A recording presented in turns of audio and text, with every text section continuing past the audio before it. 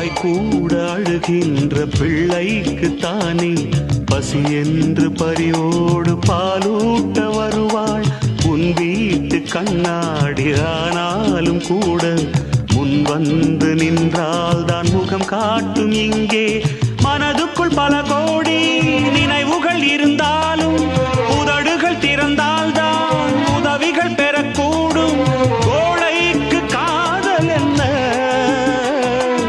ஊமைக்கு பாடல் என்ன? ஓ